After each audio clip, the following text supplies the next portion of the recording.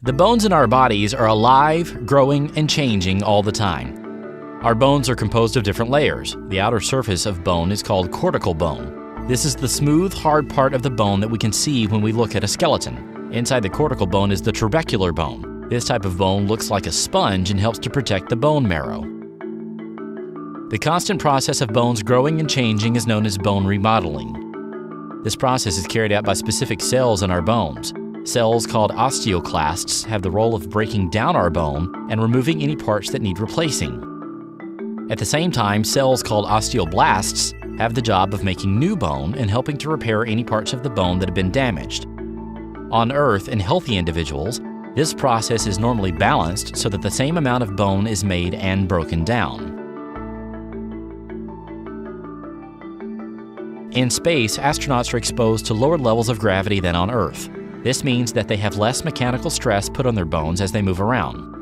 Scientists believe that the bones naturally try to adapt to this new environment by increasing the rate that the bone is broken down by the osteoclasts. Meanwhile, bone formation continues to occur at the same rate as it does on Earth. The result is an imbalance in bone remodeling, which leads to an overall decrease in bone mineral density. While in space, astronauts can manage with lower bone density, but when they return, their bones are less able to cope with Earth's gravity. This increases the risk of fracture and injury. Scientists use many different tests to measure the density of the astronauts' bones. Results show that the astronauts, while in space, lose bone in a similar pattern to people on Earth who suffer from osteoporosis, but the astronauts lose it at a much faster rate. Scientists have found that exercise, when combined with good nutrition and increased vitamin D intake, is able to preserve some of the bone that was previously being lost. Since 2008, astronauts have been able to use a new exercise machine called the Advanced Resistive Exercise Device, or ARED. It is thought that this increase in force triggers the formation of new bone, bringing more balance to the bone remodeling process and allowing the bone density to stay at roughly the same level as it was before the spaceflight.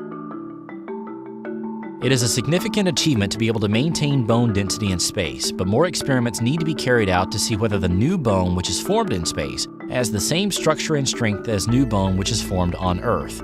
Understanding bone loss associated with microgravity may lead to better preventive care or therapeutic treatments for people on Earth suffering bone loss as a result of bone diseases like osteopenia and osteoporosis, or for patients on prolonged bed rest.